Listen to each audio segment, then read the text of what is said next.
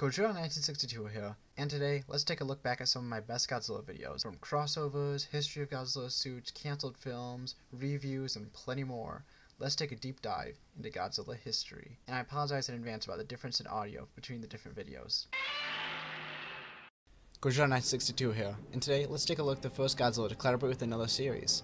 A Godzilla that was the first to be brought to life in color, the first to fight another famous character, and was a part of one of the most successful kaiju films ever released. This Godzilla being King Goji. In 1933, the film King Kong was released. This film showed off a mighty kaiju being taken from his home island to New York City to be shown off as a prize, but of course, chaos followed shortly after. King Kong was a big deal when it was released, and its impact on the film industry was massive. The film not only inspired many movies after it, of course, but many kaiju as well. One of these kaiju being Godzilla. But despite this, the two of them never meant to fight. In 1958, Willis O'Brien, the stop-motion animator behind King Kong, wrote a screenplay in which King Kong fought a monster created by Dr. Frankenstein. The film, titled King Kong vs. Frankenstein, would have been a sequel to the original King Kong, which is interesting considering a sequel was already made at this time, that being Son of Kong. Either way, the film was given a proper fleshed out screenplay, and had the title changed to King Kong vs. Prometheus. Though no US studio wanted it, so going to Toho, the film was picked up and changed quite a lot. Toho dumped out Prometheus' character and used their own original character, Godzilla. That's a very simplified version of it though. The complexities of the actual deal are a bit more unfortunate. This version of Godzilla was played by Haruo Nakajima, and has a lot in common with the previous Godzilla suit that went unused, that being Gyakushu Goji. Specifically Gyakushu Goji from the Volcano Monsters, a Godzilla film that wasn't made, yet despite this, the suit created for the film has a lot in common with King Goji, such as no ears, 3 toes, and a thicker lower body. His pupils were painted onto a clear plastic shield which, depending on the lighting, helped to show off Godzilla as a living creature. King Goji took a different take and tone compared to the Godzillas before him. Director Ishiro Honda, who directed plenty of kaiju films including the original Godzilla, had this to say years after the release of King Kong vs. Godzilla. There was a huge fall in the average age of Godzilla fans, so Toho decided it would be a good idea to make him more heroic and less scary. I didn't like the idea, but I couldn't really oppose it. We didn't have many rights then. Once you made a film, it became a company property. You can see this change in nature for Godzilla with how King Goji claps his hands, laughs, and some more. A far cry from how Godzilla would act previously, though behind the scenes this was needed in the long run. But that's a video for another time. King Goji was involved in an accident, because when filming King Kong vs. Godzilla's finale, when the two kaiju fall into the ocean, actor Haruo Nakajima knocks his head onto the side of the mountain set. This caused him to go unconscious and almost drown, leading to him getting some medical assistance after being saved. Thankfully, other than that occurrence when making the film, Haruo Nakajima didn't have to suffer any real damage. But Nakajima wasn't the only man to don the King of the Monsters suit. In the beginning of the film, Kasumi Tezuka played Godzilla when Godzilla burst out of the ice after he was trapped in it in Godzilla Rage Again. Despite the suit not being around anymore, a puppet may still be. You see, in a 2014 photo, we can see a hand puppet, but this was taken years ago, so I wasn't able to find out if it still exists. But knowing Toho, they probably have it locked away in storage, or it's in the hands of a private collector. Said collector could be the director of Wolfman vs. Godzilla. Wolfman vs. Godzilla is a fan-made film that is famous for having recreations of 2 Godzilla suits, with one of them being King Goji. And he did make an appearance in the show Gojiban, an online Godzilla puppet show. So I guess if that other puppet is still around, that means we have 2 King Goji puppets around, with one of them being possibly the stop-motion puppet, and another being a puppet for the online show. And King Goji would have made an appearance in the cancelled Batman vs. Godzilla film, because in the film, Batman was supposed to study footage from the King Kong vs. Godzilla finale fight, which of course would have shown King Goji off. But that film was never made, so that's only a what if. King Goji would only have one appearance in video games, that being the PlayStation 1 game Godzilla Trading Battle, and he has a decent amount of merchandise as well. King Goji has gone down in history as one of the most famous Godzilla designs, and has its fans. After all, he's my channel's namesake. King Goji has had a small amount of appearances since his film debut, but when he shows up, it's always a good time. And with the Monsterverse giving us 2 Godzilla vs. Kong films as of this video, let's just say King Goji's legacy is still felt all these years later. I apologize if I mispronounced any Japanese names. Godzilla 1962 here, and the Godzilla franchise is full of fun moments in its history. Either it be collabs, video games, and of course, the films. But April Fool's Day allows for plenty of laughs, and fun of course, so let's get into the times Toho played some pranks on the fans. In 2016, the franchise-changing film Shin Godzilla was released. The film was a massive event that changed Godzilla history for the better, but a few months before the film was released, Godzilla collaborated with another popular character. You see, the director of Shin Godzilla is Hideaki Anno, who is the creator of the show Evangelion. So a few months before Shin Godzilla's release, Godzilla collaborated with the Evangelion. On April 1st, Toho announced that the two franchises would collaborate in a film, but this would quickly be clarified as a joke. Though these two franchises would quickly collaborate on plenty of different projects, from figures, statues, and even a Japanese Universal ride. Shin Godzilla blew away all expectations, and was the best performing Godzilla film since King Kong vs. Godzilla, and with this success, plenty of merchandise was made. But Toho would have some fun with this idea, because on April 1st of 2017, they revealed a huge Kamakun phone. This phone is massive, and has some pretty impressive specs, like being able to take 550 megapixel photos and being able to connect to 55G networks. Co-director of Shin Godzilla, Shinji Higuchi, made a comment on this prank by saying that the fans would buy anything. Funnily enough, later that year, a real version of this imaginary phone would be released, except it would be a phone case, much smaller, and it was more similar to a plushie in quality. Continuing on with the popularity of Shin Godzilla, on April 1st of 2018, Toho unveiled a Shin Godzilla ride. Mitsubishi Estate would collaborate with Toho to build a Shin Godzilla ride. Skip to here to avoid spoilers for Shin Godzilla, but in the film, Godzilla is defeated by the military by being frozen alive. So continuing with this continuity, Toho would use the body of Godzilla as a base for the ride. The ride vehicle would go on Godzilla's tail and through his mouth, then go through a loop that leads to a track pointing to the air. Although it's just a fun prank, 2 years after this prank, a real Shin Godzilla statue would be made. April 1st of 2019 was huge for the Godzilla fanbase, because so many people thought this was real for a brief time due to what it was. Because Toho released a teaser trailer for the Jet Jaguar film. This caused so many people to be excited for a potential film with their favorite character. Seeing the possibility of the fan favorite Jet Jaguar to return in his own film is exciting. But this was all just an April Fool's joke, so unfortunately this fake film will most likely never happen. But Jet Jaguar would appear in various different pieces of media since, so thankfully got some well-deserved love. This year was honestly the biggest April Fool's event for Godzilla. On April 1st, 2 trailers were released for collaboration with the baseball team, Hanshin Tigers. You see, 2022 was the 20th anniversary for Godzilla against Mechagodzilla, so the Godzilla for that film was used during the collaboration, and the mascot of Hanshin Tigers fought Godzilla using Mechagodzilla's weapons. To go along with this collab, a website was put up with various things like the story, merchandise, cast, and more. As of this video's release, the website is still up. There'll be a link in the description below if you want to go check it out. Or hey, even if you want to archive it too. To go along with this, the American Godzilla Twitter account posted an image of a dating app called Rumble. Although just a funny little image, this would be a hilarious joke to bring back. And the final joke released this day was shown off on the Shin Ultraman Twitter. They posted an image showcasing the Godzilla head that's on Hotel Gracery being replaced with the Shin Ultraman statue. On April 1st, there was only one thing released, this being a post on Twitter by the creator of Goji, saying that Goji would be ending and be replaced by a sequel series focusing on Godzilla in 1998. This didn't happen, of course. April Fool's is a fun day that leads to plenty of good times, and this video showcased what it can lead to for the Godzilla franchise. I'm excited to see future April Fool's pranks, and I'm sure they'll lead to even more fun times. Godzilla 1962 here, and today we'll be looking at a piece of Godzilla history that some may have seen. A time when a girl got a lucky day with Godzilla. Yeah, you heard me right, so let's get straight into it. In 2020, the Japanese television show Tantei Night Scoop granted a girl's dream. For those who don't know what Tantei Night Scoop is, let me explain.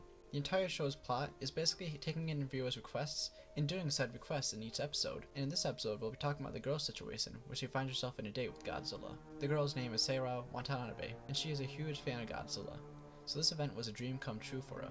Now, let's get into the video and the date itself. We start with a look at Seira's Godzilla collection, which is some Bandai movie Monster Series figures, SH Monster Art, Gashapon, and more. But she reveals some interesting images that she drew.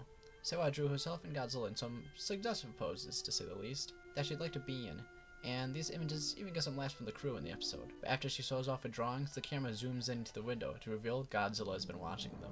After getting Seira prepared for the big moment by practicing some Godzilla wars, she is greeted by the sight of Godzilla waiting for her. She immediately freaks out and falls to the floor. She excitedly greets Godzilla and starts patting him down. Afterwards, Seira and Godzilla went to the National Awaji Island Institute of Godzilla Disaster. At this location, you can take photos on a mini set, there's a few attractions, and some more. But in this episode, Seira and Godzilla are in the area with the first permanent Godzilla museum. A few suits can be seen here, with those being the main kaiju seen in Godzilla Tokyo SOS, Godzilla, Mothra, and Mechagodzilla.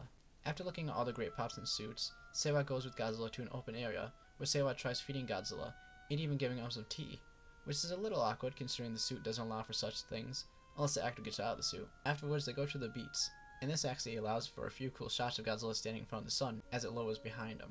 Seira runs into Godzilla's arms, but he throws her to the ground. This happens again until Godzilla allows Seira to find comfort in his arms. To end the special day, Seira and Godzilla roar together, and Seira takes a selfie with Godzilla. This honestly is a weird thing to happen to Godzilla, but trust me, it can get weirder. Have you ever heard about the time where Godzilla took over the body of a baby and tried killing the baby's mother? No? Well, Maybe we can do that another time, but that's a real thing that happened in Godzilla history.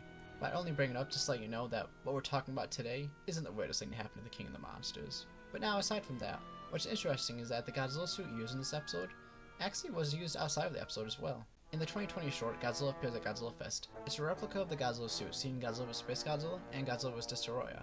This replica suit is used in public events, a short festival video, and more.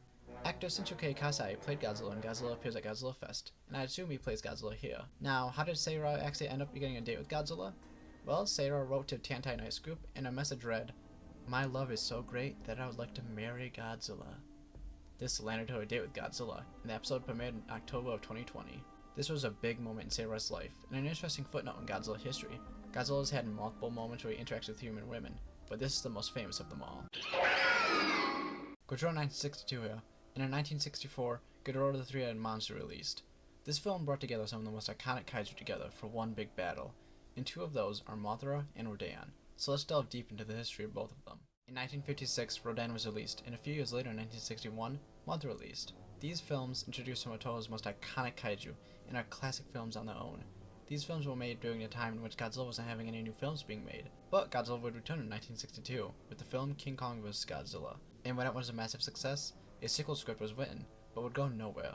So Godzilla would end up battling Mothra instead in the film Mothra vs. Godzilla released in 1964. After the film's release, Toho was set to release the movie Red Beard in 1964. This film would end up being delayed though, so now Toho had an issue, that being they didn't have a film for the holiday season. So Toho would end up tasking their talented workers to make a new Godzilla film, this being Ghidorah the Three-Headed Monster. Now of the two kaiju we'll be looking at, let's discuss Mothra first. Mothra was in two films in 1964. So her larvae prop was reused for filming of Ghidorah the Three-Headed Monster. Teizo Tsushimizu handled the head, while the Yagi brothers and Keizo Murase made the body. The larvae had wheels put into them, and the eyes of the larvae would change for the film from blue to red. Although Mothra would return in the show era later on, she would be in her imago form, and a possible new larvae prop, but we'll get to those another time. So with Mothra out of the way, let's look at Rodan. Considering how the original Rodan was released in 1956, a new suit was needed. Teizo Tsushimizu and the Yagi brothers came together to make the suit. Many new additions were put into the suit. A new face, darker colors, and a bulkier body. Originally, Eize Tsuburaya wanted the wings of the Rodan suit to be collapsible, but due to the latex's lack of elasticity, this was abandoned. Though in behind-the-scenes footage, you can see this abandoned effect during the construction of the suit. This Rodan suit was used again in Invasion of Astro Monster. Two new changes were made for this film, these being a new beak and bigger wings, and I'm sure some patches to the suit were done as well. Other than these changes, the suit stayed the same, and went on to battle King Ghidorah with Godzilla once again. And now once more the suit was reused for Rodan's final big appearance in the Showa era, in Destroy All Monsters. In this film, the 1964 Rodan suit was used once again, and it had to be repaired. But unlike before, the repairs are more than just one or two things. Repairs were done to the head, wings, and legs. Meanwhile, the chest was completely redone with a new sculpt. During all of this, Teizo Tsushimizu returned to help repair the suit. During all of these appearances, Rodan was portrayed by multiple actors. In the original Rodan, the kaiju was played by Haruo Nakajima, but by the time Ghidorah the Three-Headed Monster released, Nakajima was busy playing not only other kaiju that weren't Rodan, but he played Godzilla full-time at this point, as of these films releasing. So in Ghidorah the Three-Headed Monster, Rodan was played by Koji Yoriki. For Invasion of Astro Monster, Masahisa Sanohara played Rodan. And finally for Destroy All Monsters, Rodan was played by Teruo Aragaki. The 1964 iterations of Mothra and Rodan was seen outside of the films I've mentioned so far. Mothra larvae was seen in Godzilla vs. Gigan and Bye Bye Jupiter via stock footage. Meanwhile, Rodan showed up in Godzilla vs. Gigan, Godzilla vs. Megalon, Tale of Mechagodzilla, and Bye Bye Jupiter, all thanks to stock footage as well. Outside of stock footage, they would both make some video game appearances. Mothra 1964 would be seen in Godzilla PS4 in the Kaiju Guide. Now, although the show Mothra has appeared in a few games, I can't confirm if this Mothra is the 1964 version, but I'll bring them up just in case. These games are Monsters Fair and Battle Baseball. Meanwhile, Rodan 1964 was seen in the Godzilla PS4 Kaiju Guide, Godzilla Kaiju Collection, Godzilla Battle Line, Godzilla Defense Force, Monster Strike, and Godzilla Battle Legends. Now, like Mothra earlier, I can't figure out if these are 1964 versions, but I'll bring them up just in case. The games are Godzilla-kun, Godzilla 2 War of the Monsters, Run Godzilla, Godzilla Pinball, and Battle Baseball. Although not many Showa-era props and suits still exist, here's what I could find for these two, starting with Mothra. Mothra 1964 is still around, but in an interesting way. In a magazine released in 1993, there were photos of a rubber suit graveyard. The photos featured many suits that don't exist anymore, and Mothra was included. We can see the Mothra Amigo and larvae. Now, I can't confirm if these are from Mothra vs. Godzilla, but still worth bringing up if it is. In a CHO Japan video looking at Haruo Nakajima's time as Godzilla, in the beginning of the video, we see the larvae prop. Seeing as this video was released in 2012, I think the prop may have been thrown out, and if not, then maybe the head still exists. because this video is pretty old, and I can't find any updates on the prop after this video's release. Now as for Rodan 1964, the previously brought up rubber suit graveyard has Rodan in it. The suit looks rough and has some issues, like the feet being deflated, jaw most likely broken, and his claws being bent about. Unfortunately, I can't find any more info on this suit. If I had to guess, it's either long gone or something like a wing or the head exists, but as of this video's release, I can't confirm if that's true. The 1964 iterations of Mothra and Rodan are iconic, and have a lot of history for the both of them. They are part of Toho's Big Five for the most popular kaiju, and one films fans adore. We got to see two kaiju that were originally on their own, no connection to Godzilla or each other, but when Godzilla returned, he faced off against a new kaiju that would become his arch rival. And to help him, Mothra and Rodan became a part of the Godzilla universe, and history was changed forever. Godzilla 962 here, and do you know about King Kong vs. Godzilla? Many do, and some don't, but one film that could have gone alongside it was never brought to life. So join me in this journey to learn about Godzilla vs. Kong. In both 1933 and 1954 respectively, King Kong and Godzilla released. These films are iconic and changed cinema forever, with both kaiju creating huge fan bases. Eventually, these two kaiju would come together in the film King Kong vs. Godzilla, released in 1962. The film was a smash hit, and a sequel would end up getting a script, but it was never put into production. So with the sequel being no more, Toho ended up making different films, and the Showa era would end in 1975 with Tale of Godzilla. Years later, in 1984, a new era would begin, the Heisei era. This new era would introduce some new kaiju and bring back some old ones as well. In 1989, Godzilla's Biollante was released, and although a fan favorite, at the time it was a financial failure. So Toho was looking to make a more profitable Godzilla films. So going back to the biggest hit, they planned to make a new King Kong vs. Godzilla, titled Godzilla vs. King Kong. The film would have had King Kong fall in love with a scientist who would then turn him into a cyborg. This film would be cancelled due to the licensing rate for King Kong at the time. For not only was Kong way too expensive to license, but getting permission was too difficult as well. So that's when Godzilla vs. Kong was born. When eyeing what should be the next film, Toho would go through various scripts. The first was Micro Super Battle Godzilla vs. Gigamoth. In the film, the US would build Kong, but due to a radiation leak, the Kaiju Gigamoth is born. After capturing it, Godzilla would come ashore and Kong would use its ejectors to put humans inside Godzilla, in an attempt to shut down his nuclear reactor. Inside of Godzilla would have many strange worlds, similar to Fantastic Voyage, but during this chaos, Gigamoth would escape, and join to make a three-way battle. Although going unmade, this film concept would go on to inspire some more ideas. Godzilla vs. Kong and Godzilla vs. Gigamoth.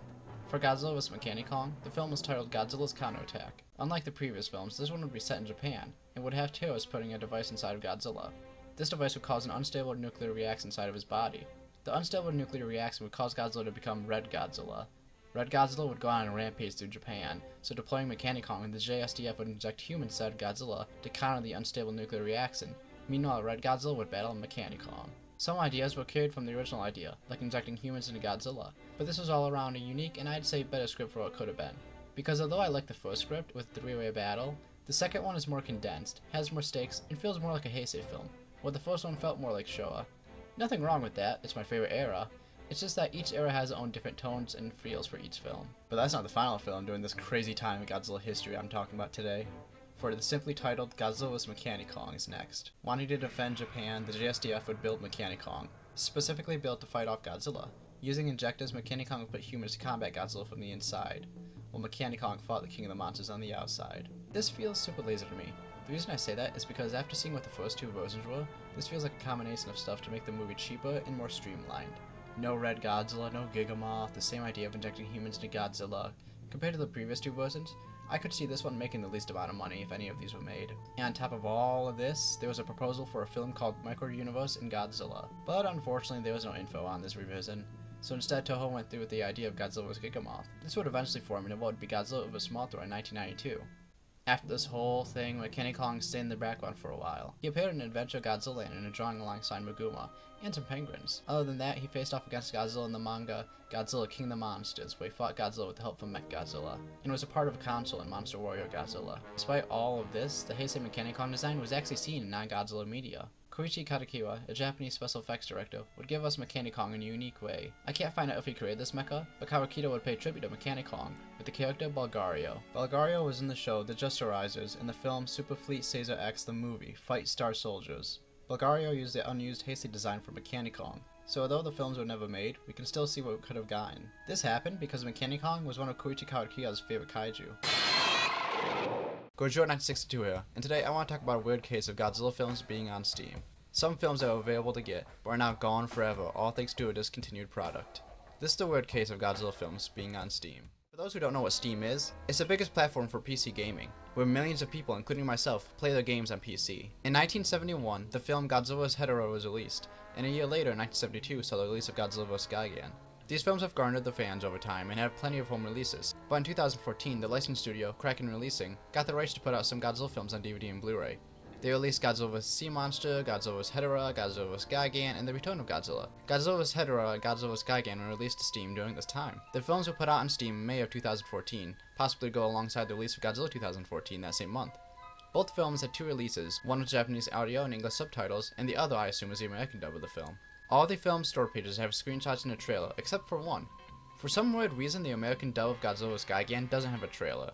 On the topic of the store pages, we can get some more info. The movies were all in 1080p, with them being 3 GB in space, and all the pages have screenshots and trailers for their respective films, except for of course the American dub of Godzilla vs. Gigan, as I brought up earlier. The store pages have all the films marked as coming soon, and you can put them on your wish list, but this does nothing. Trust me, I tried. Though right above that, there's a message showing the films are no longer available on Steam. But knowing Steam, if you bought these and owned them before they were taken down, you should still be available to use them. But why were they taken down? Well, I don't know the exact reason, but there's two contributing factors as to why, these being Steam itself and Toho. Firstly, Steam. We're going to need a little explanation for this. In 2016, the films Blair Witch and Orange is the New Black were released on Steam. Now, despite smaller film media being on Steam before this, like Indie Game the Movie and Motivational Growth, but with the release of Blair Witch and Orange is the New Black, now big name properties by film studios are now on Steam. And this is because Valve wanted to release films on Steam, and shortly after this, more movies were added. But a few years after this, the entire idea of films being on Steam was shut down thanks to no one using this feature. So with the first reason out of the way, what about Toho's side of the story? Well, although this is just my guess, I think it's the most likely reason. Probably due to low sales and viewership, Toho most likely saw this as a loss and decided to take the films off of Steam, or what I believe is most likely, that being the films were taken down with the shutdown of the feature in 2019. I think it's this because of the message on the store pages for the films. Usually when something is taken down by the publisher of the product, it'll say that in the message, but this just says that the movie is no longer available, leading me to believe it's as simple as they were taken down when Steam shut down movies being on the platform. But using the website SteamDB, it says the films were removed by the publishers, so take that as you will. But on the topic of SteamDB, the website has plenty of info about these releases of the films, like how the website is missing the access token for the films. And this brings me to the final thing I want to talk about. From what I could find out, an access token is something you can get when you purchase a product, and this allows you to use said product.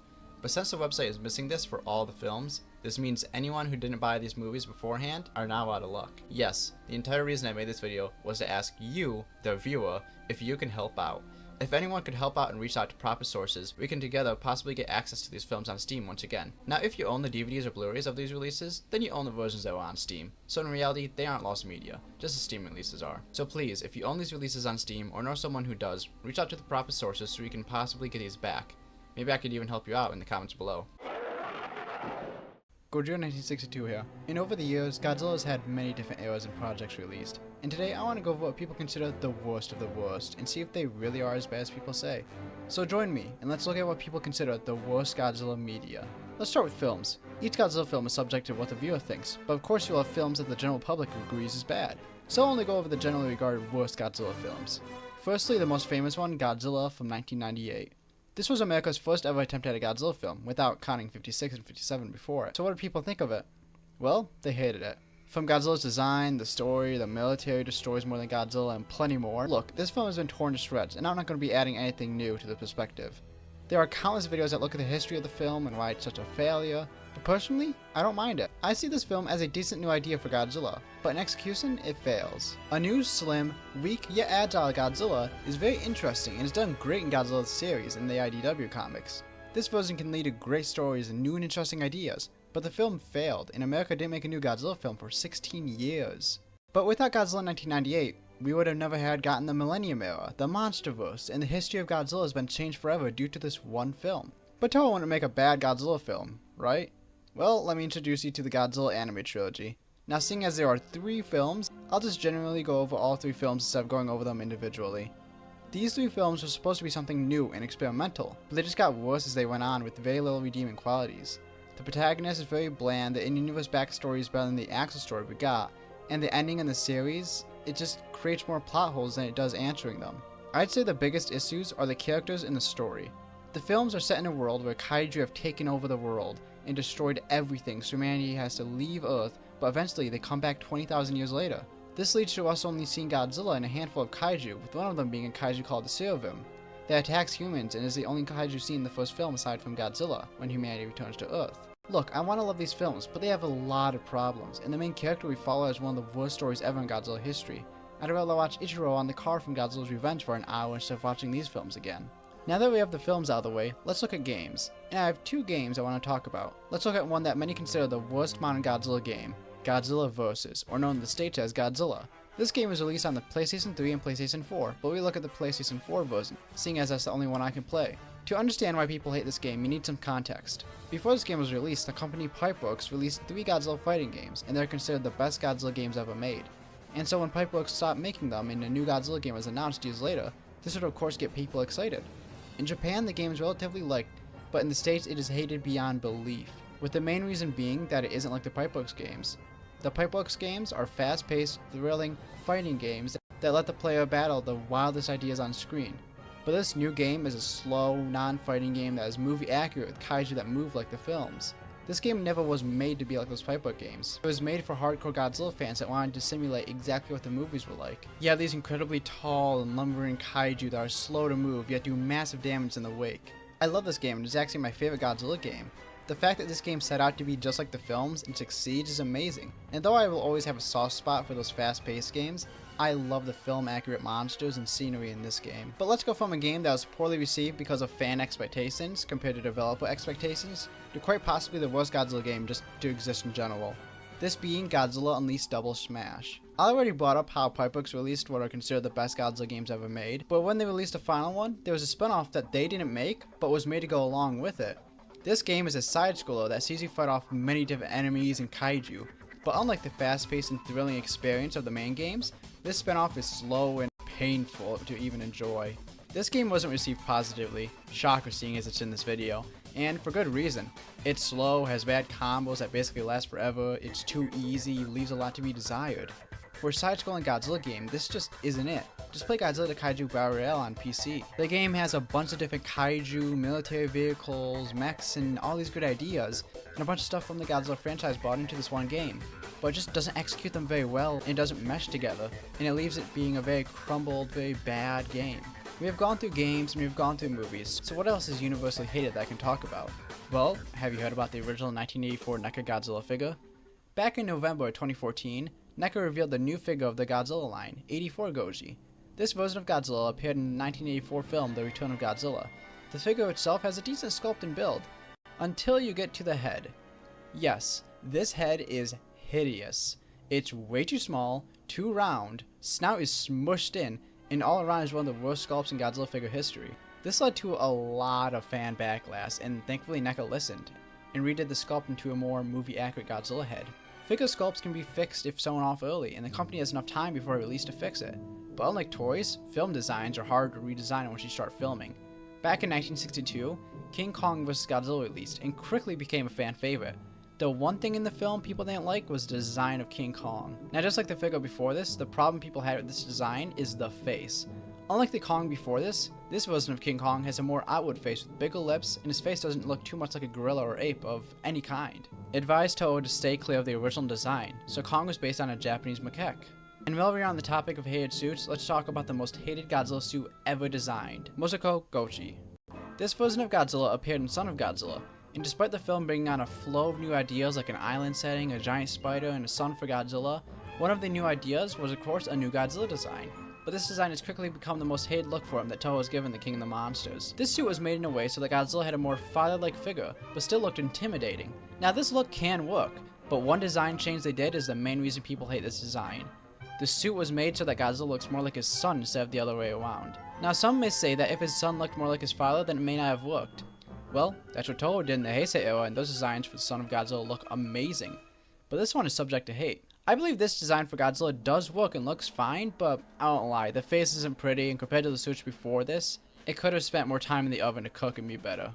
Now I don't want to give off the wrong opinion. I love Godzilla. Although this video has looked at the most hated things in the Godzilla franchise, it's needed so that companies can learn what people hate so they don't repeat those same mistakes. Though of course things that are hated can have its fans. For example, Godzilla for the PS4 is my favorite kaiju game made, despite it being hated by so many. Godzilla 1962 here, and today I want to talk about the Godzilla Festival short films that we've been getting over the last few years. A lot of people watch these and simply just see the cool special effects on display. But I want to look into the lore of these shorts, the story behind the shorts. Join me, and let's see how all these shorts are all connected, and how this means we got a new Godzilla universe on our hands. We start with Godzilla Festival 2020. This was the first Godzilla Festival and has the distinct feature of being an online-only event compared to the rest which were in person. In this event, we start with our story, with a short showing Godzilla attacking Tokyo. We follow Godzilla as he walks through Tokyo, destroying it in his wake. He kicks cars away, smashes buildings, and of course uses his atomic breath. But after he uses it, we find out this whole thing was fake, with some of the film crew showing up at the end. Now, though very short, it's a pretty good start. It shows us that humanity in this universe has either made Godzilla films, or that Godzilla actually exists. Let me explain. I believe that in this universe, Godzilla is real, and it's one that we have seen before. I believe that this and the rest of the shorts are set in the Millennium timeline, specifically Godzilla Final Wars. If you haven't seen Godzilla Final Wars, I'll quickly explain it to you, but for those who don't need the explanation, skip to here. Alright, here we go. Spoilers for Godzilla Final Wars and all the Godzilla Festival shorts. Godzilla Final Wars is set in a universe in which tons of kaiju exist. Said kaiju have been attacking humanity for a while and have been fended off by the Earth Defense Force and super mutants, known as the M Organization. But despite this, they haven't been able to stop one kaiju. A kaiju that completely dominates over every opponent he faces. Of course, I'm talking about Godzilla. Eventually, aliens known as Zillions come to Earth and capture all the kaiju, and send them to attack humanity. This leads to Godzilla being awoken to face off against these kaiju and stop the Zillion threat. He eventually faces off the Zillion's final threat that was sent to Earth, and after that he goes off into the ocean to fight another day. Now that is an incredibly condensed version of the film, but I don't want to spend an hour on a film you should all watch yourselves. It's pretty good. Now in the film, Godzilla faced off plenty of kaiju, but a few of them will be important for the video.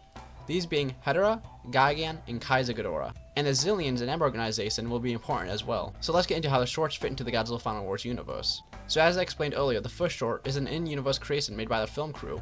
This may seem weird to some people, but I can easily explain it away. You see, in the anime Godzilla films timeline, promotions made in support of Mechagodzilla had people put on Godzilla and Mechagodzilla suits to fight each other to show off the might of Mechagodzilla. So back to the Final Wars universe, some might now be saying, well, that's fine and all, but how does Godzilla look nothing like how he does in the film? Well, the answer for you is easy as well. You see, when making the short, the film crew didn't want to scare the viewers into thinking this was really Godzilla, so they changed his appearance and at the end showed themselves off. So with that, we have the first short explained away. Now let's get to the rest. In the second short, we see the battle between Godzilla and Ghidorah. In Godzilla Final Wars, Godzilla faced off against Ghidorah, though it was very quick and we didn't see Ghidorah die. So with that said, it's easy to see him coming back to feed on some pollution. Godzilla eventually comes over and faces off against Ghidorah once again. Now, where's the Earth Defense Force and M Organization doing this? I think the M Organization stayed away because they fight up close and personal. But if you do that with Ghidorah, you'll quickly be killed. As for the Earth Defense Force, they probably stayed away due to Godzilla already on his way to fight Ghidorah. Now with that being said, let's look around everything around Godzilla and Ghidorah's fight to gather some info. It takes place in the daytime, Godzilla arrives to the fight, and there's no Earth Defense Force or M Organization. With it being daytime, we can take the rest of the shorts into account as to when they happen. Godzilla arriving at the fight tells us that this incarnation of Godzilla is like the Godzillas before him, ready to come to a fight to stop a threat from continuing on the path. And finally, where's the Earth Defense Force or M Organization? Well, although I try to give an explanation, I think it's a little more grim, and I'll get into what I mean with the other shorts. Now I move on to the next short featuring Godzilla and Gigan.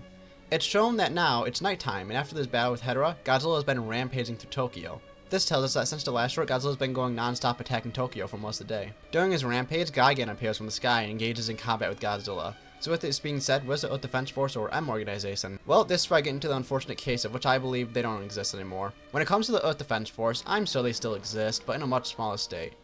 I think after the events of Final Wars, the Earth Defense Force has taken a massive hit when it comes to manpower and being financially stable.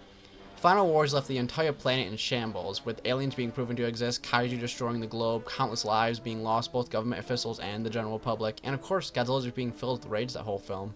I'm sure the Earth Defense Force exists, but in a much smaller state, and are probably putting the resources elsewhere. Now, how about the M Organization?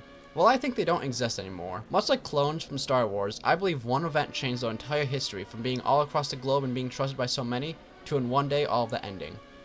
You see, in Final Wars, the M Organization goes rogue thanks to the Zillions, and I believe after the events of the film, they were either all hunted down or only a few survive. Just like clones, how only a few are left and are stragglers across the universe, despite being such huge quantities before that, the M Organization befell the same fate, with so many of them being trusted across many militaries, only in one day to be stopped and completely just vanquished.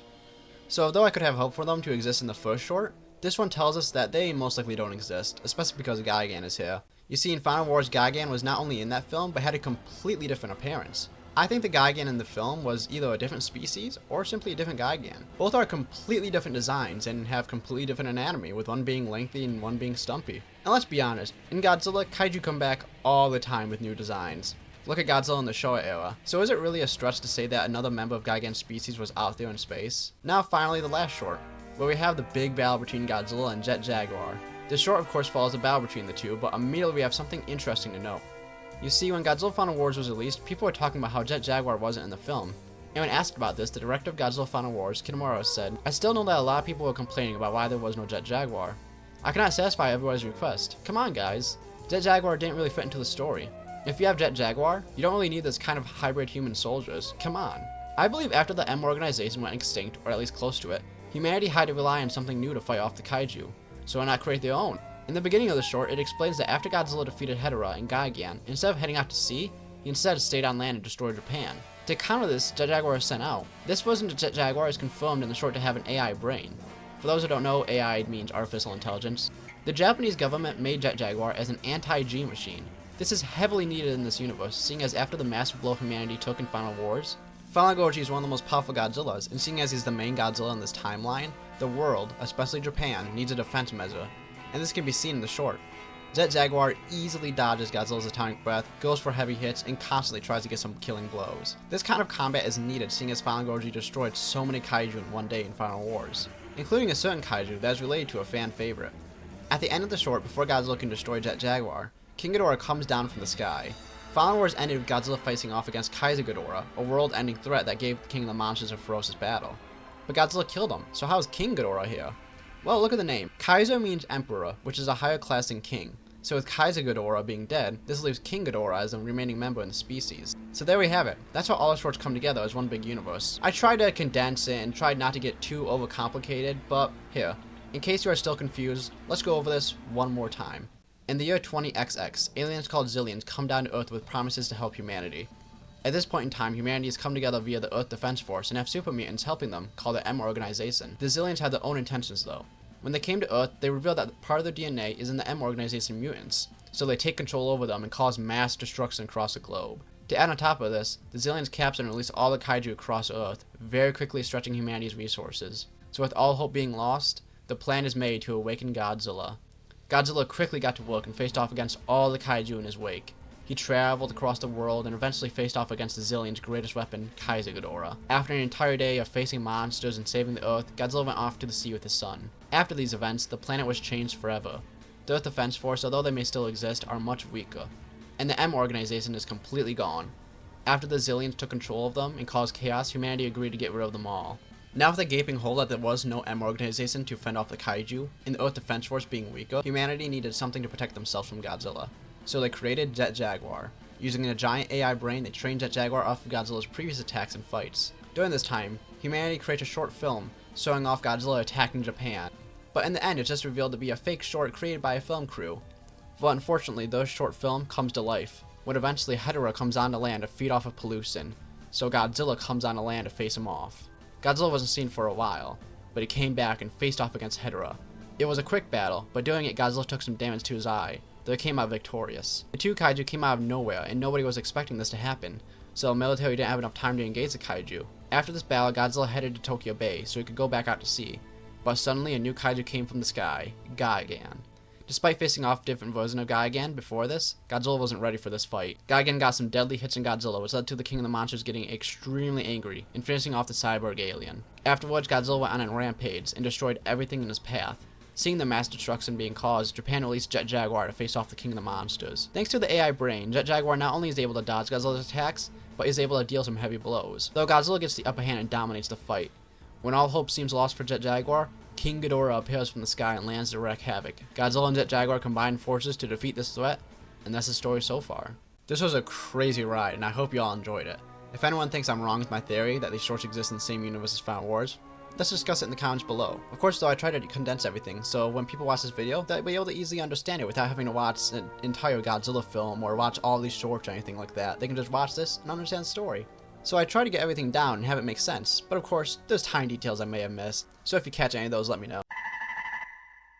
Godzilla 1962 here, and the King of the Monsters has plenty of villains, from Mechagodzilla, Gigan, to even Biollante. Godzilla's had his fair share of antagonists, but in 1964 his most iconic would appear, in Ghidorah, a three-eyed monster. So let's look into the history of the original incarnation of King Ghidorah. In 1964, Toho released Mothra vs. Godzilla. This film was a big moment in kaiju history, because it was the first time Toho's various kaiju from two different films fought each other. The film was a success, and Toho was planning to release another film that year, this being Redbeard. But the film would be delayed, causing an issue in the release schedule for Toho, so needing a film to replace the hole that Redbeard caused. A new Godzilla film was set to be made. King Ghidorah's suit was modeled by Teizo Toshimitsu. Meanwhile, the Yaki brothers handled the body. The designer of Ghidorah, though, is Akira Watanabe. The suit was quite heavy, seeing as the suit actor had to be leaning over while holding a crossbar just to hold himself up in the suit. This suit actor was Soichi Hirose, who though hasn't played in a lot of suit acting roles, I think it's easy to say Ghidorah was easily the hardest acting role in all of his career. The suit's necks all leaned forward, had horns on the heads that resembled a crown, and the suit had a nice golden finish for its color. But the suit wasn't always this color. Originally, King Ghidorah had a more rainbow-like finish. The suit used blue, yellow, and red to make up the colors of Ghidorah, but this wouldn't stick as the final colors for King Ghidorah. This is because someone on set had the idea for Ghidorah to be gold, due to Ghidorah coming from the planet Venus, which is the same color. AJ Tsuburaya, the special effects director for the film, liked this idea, so the colors were changed. Although there were various stories about why the colors were changed, I'm going with this one because I believe it's most likely what happened. The 1964 incarnation of King Ghidorah would be used again in the next film, Invasion of Astro Monster. The same suit was used once again with Soichi Hirose returning to play Ghidorah, though this would be the last time he did so. The suit's color was a darker gold, all the neck lengths were extended, and the wings were bigger. Other than these changes, the suit stayed the same and went on to fight Godzilla and Rodan once again. King Ghidorah wouldn't be seen again for a few years after this, though he'd return in the film Destroy All Monsters. This film used the same suit that we've been discussing so far. The suit needed some repairs, so art assistant Zero Sosaki would paint the suit. Other than being repainted, scales would be added near the base of the wings, and the wings themselves would be replaced with new wings. Hirose didn't return to play Ghidorah in this film, so a new actor was needed, this being Susumu Yojumi. Susumu wouldn't return to play Ghidorah again, like Hirose did before him. Whereas Hirose played King Kong, King Ghidorah, and a lot of human characters in Toho's films, unfortunately Susumu only played Ghidorah once, with his other acting role for Toho being Batman in Latitude Zero. After Destroy All Monsters' release, King Ghidorah wouldn't be in another film for a few years until the release of Godzilla vs. Gigan. This would be the final film in the show to feature Ghidorah, and to perform the mighty alien was Kanta Ina. Ina would act in a few roles outside of Godzilla vs. Gigan, but this film is his most well-known performance. Unfortunately though, Ina couldn't make much out of his performance as the Ghidorah suit was beaten up and had to be repaired. After all, at the time of Godzilla vs. Gigan's release, this Ghidorah suit was in use for 8 years on and off. The most notable change to the suit was the new heads that were created for it. After the release of Godzilla vs. Gigan, King Ghidorah would appear one last time in the show era, but not in the film. Zone Fighter is a 1973 television show created by Toho that lasted 26 episodes. Many kaiju were created for the show, but Toho put in a few of their own, those being Godzilla, Gigan, and King Ghidorah. Ghidorah appeared in 2 episodes, which were played by Isao Zushi. This would be the final time this King Ghidorah suit was ever used, and after its appearance in Zone Fighter, the suit was retired. After the retirement of the suit, the Showa King Ghidorah wasn't seen for quite a while, though he would appear in quite a few video games stock footage. For the video games, Ghidorah would be seen in Godzilla vs. 3 Giant Monsters, Godzilla-kun, Godzilla Monster of Monsters, Godzilla-kun Great Monster March, Battle Soccer Champion of the Field, Godzilla 2 War of the Monsters, Godzilla Battle Legends, Godzilla, Godzilla Great Monster Battle, Godzilla Giant Monster March, Godzilla Trading Battle, Godzilla PS4 via the Kaiju Guide, Godzilla Kaiju Collection, Godzilla Defense Force, Godzilla Pinball, Fleet of Blue Flames as a costume, and finally, Minecraft. Now when it comes to stock footage of the Showa King Ghidorah, the films that would use stock footage were Godzilla vs. Mechagodzilla, Tale of Mechagodzilla, and Bye Bye Jupiter. But it's worth bringing up that stock footage was used in Godzilla vs. Gigan as well, and the Showa King Ghidorah was also in Godzilla vs. Hedorah as a toy. And as of this reel's release, the latest appearance of the Showa King Ghidorah was in Godzilla Final Wars as a toy. Though if you want to be technical, his cackle was heard in Godzilla the Planet Eater, though that's more of an audio thing and less of a physical appearance. Now due to the suit being created in 1964, unfortunately time hasn't been kind to it, but that's not to say nothing has survived. In a 1993 magazine, many photos show off surviving Showa suits, and at the time, King Ghidorah was one of them. Now looking at these images from first glance, the suit doesn't look too bad, but there's one problem. This isn't the suit. Looking at the size of Ghidorah in these images compared to his surroundings, and even the person behind the ladder in the background, I think this is a flying prop. Correct me if I'm wrong in the comments, but that's what I believe this is. So, if this is true, do any parts of the actual suit still exist? Although the suit is most likely long gone, The heads have thankfully survived. Now, I want to clarify something first. Many of you may have seen this Ghidorah head and thought that this is the surviving head, but you're wrong. This is actually a replica made by veteran Kaiju suit maker Keizo Murase, who actually sculpted the original King Ghidorah. The only actual parts of the surviving Ghidorah suit that we know of are all the 3 heads from Godzilla vs. Gigan. So as of right now, we have a replica made by the original sculptor and 3 of the original heads still around, which is amazing if you ask me. King Ghidorah is an important piece of history, and he's actually part of Toho's Big 5 for the most popular kaiju. He is the arch-rival to Godzilla. He has fought various opponents throughout the years, and is so popular, every new era of Godzilla brings him back in a new film. Goji 1962 here, and Godzilla has been in various collabs, but one of those that was widely available was when Godzilla joined Call of Duty. An exciting time that made many happy, yet caused controversy due to the amount of money it would take to enjoy the fun, so let's get into it. Call of Duty does a lot of collabs nowadays, and one of those was Godzilla. For the release of Godzilla vs. Kong, a gigantic update came to Call of Duty Warzone, which revamped the Warzone map with monstrous items and areas, and brought Godzilla and Kong to the game. Players could attack the kaiju, or if they wanted to, take control of them and attack other players. This was a limited time mode that, doing it, a bunch of free and premium rewards were available. If you wanted to spend some money though, you can get 3 skins, Godzilla, Kong, and Mechagodzilla. This was a great event, and I even made a video on it. This update brought a lot of people enjoyment, with the main complaints being that Godzilla and Kong didn't interact with each other, and the Warzone map itself. But aside from those complaints, it was a fun time, with a great selection of free and premium stuff to get. Blizzard soon turned to hatred a few years later. With the release of Godzilla Kong the New Empire, plenty of video game collabs happened, with Call of Duty being one of those. But doing this, it didn't get received as well as the Warzone event. There were no map updates, no new monstrous areas to explore, and no return of Godzilla and Kong. You could only get some free rewards and 4 skins to buy. These skins are what made everyone mad. You could buy Godzilla, Kong, Shimo, and Scar King. Each skin had bundles with their own items, but the reason everyone hated these skins was because of the reason to buy them. If you were to get all the skins, you would get an exclusive Beast Glove that Kong wears in the film. This would have been fine as a weapon for Kong, but you could only get it in an extremely expensive manner, by buying every skin. Each skin cost 2,400 COD points, which is $20, so you'd have to spend that 4 times, which is $80. And on top of this, the game's base price is $70. So if you didn't get the game on sale, you'd be spending $150. For that price, you could buy Godzilla Kong the New Empire on Blu-ray 5 times. But what about those free rewards? Those are good, right? Well, it's just a bunch of XP, random weapon equipables, and some miscellaneous stuff.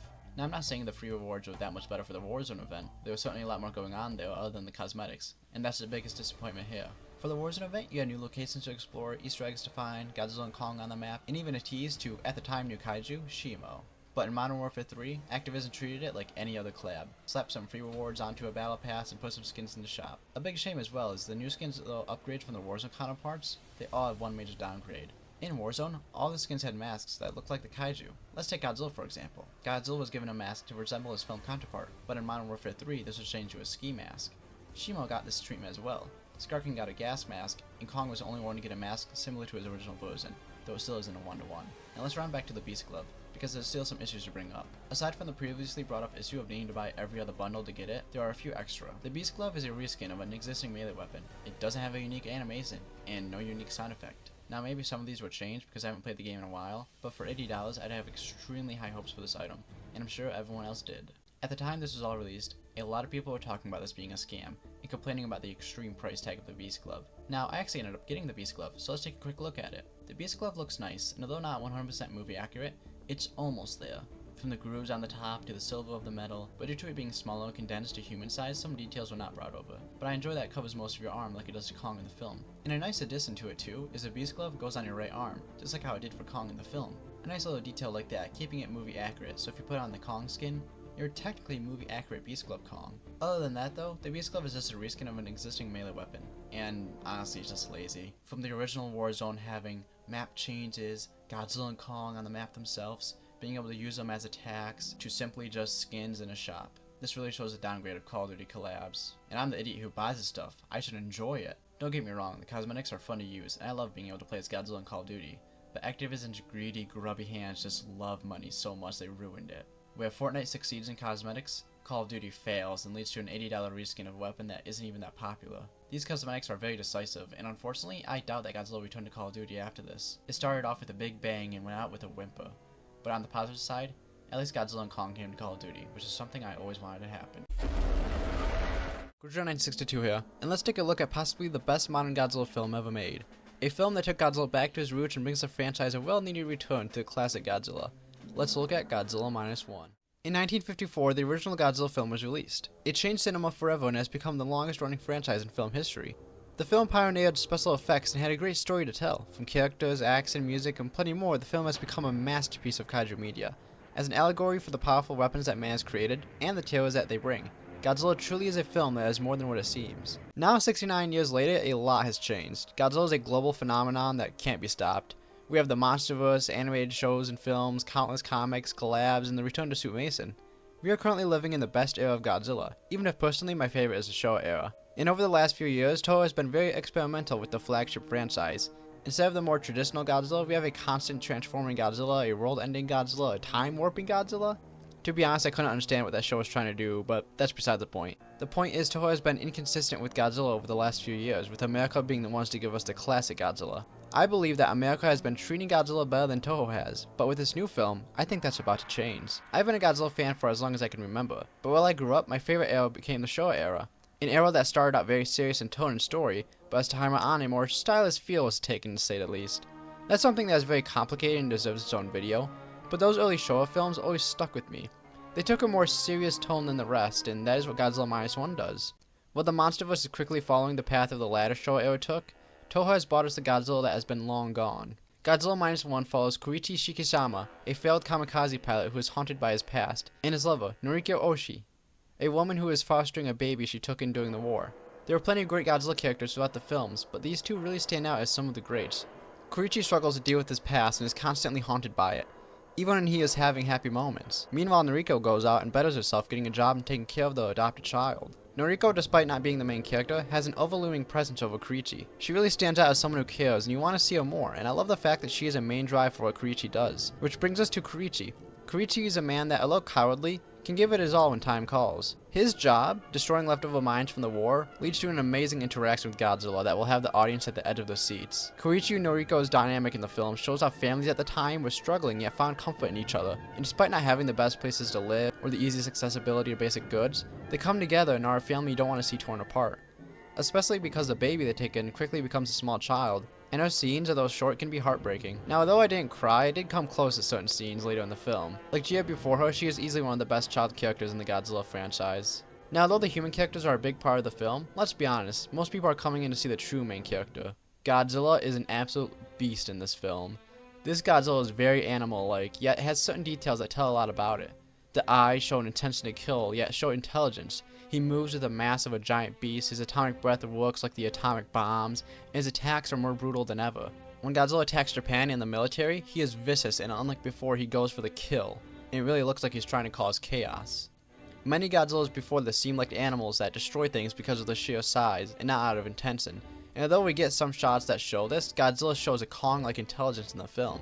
What I mean is that Kong is a kaiju that is very smart and uses his surroundings around him to help him out, and this Godzilla is no different. For example, when fighting a ship, Godzilla grabs a ship and using his other hand he punches it, but when that doesn't work, he goes under the ship and blasts it with his atomic breath, instantly destroying it. Yet he still shows his animal-like intelligence that only an animal would have. The film has the same, if not close to a budget, as Shin Godzilla. That film released in 2016 and was praised for their special effects, with it looking better than the MonsterVerse films. And despite being fully CGI, it was so good that people thought certain shots were actual puppets or props. But this film does that better. The visual effects are amazing, and although some shots look iffy, they are quick and the film sucks you in so much that you won't really notice them. But besides a handful of shots that look a bit iffy, the film looks beautiful, and Godzilla looks like a creature you could touch. At times more real than the man in suit eras, which I never thought I would say about the CGI Godzillas. The visual effects really show in the film's biggest scene, when Godzilla attacks Japan. The crumbling buildings, atomic breath, and of course, Godzilla's attack all look incredible. Not to mention how insane the water looks in this film. A lot of people compare this film to Jaws, and I can see why, with Godzilla's scenes in the water truly making it feel like a beast that you can't control and can't defeat. And the CGI to make those scenes look realistic is impeccable, and it looks incredible on screen. The film is quickly becoming a massive success in both America and Japan, and I can see why. It has a great balance between characters, tension, music, Godzilla and humans, and plenty more. People are loving this film, and Toho has noticed with the American theatrical run being extended. As of this video's making, the movie has made $14 million in the US and $3 billion in Japan. The audience is loving this film, and hopefully this leads to more Godzilla films being released in theaters outside of Japan like they used to. This film may mark an important time in Godzilla history, which a massive success outside of Japan and widely accepted as possibly the best Godzilla film ever made. No, I'm not of the opinion that this is the best Godzilla film made, but I can see why people think it is. With everything I've said, I think it's easy to see why this film is the best modern Godzilla film. Now let's talk about spoilers. I'm going to be going in depth about some stuff I've talked about and some more. So for those of you who haven't seen the film yet, skip to this time code. So with all those people who don't want to see spoilers, let's get in depth about the film. Oto Island is a fictional place first introduced in the original Godzilla, and I love how it was brought back. When Godzilla was first shown off in the original film, it was meant to be a grand yet also scary moment. The first time you see this monster, he appears out of nowhere and towers over all the people.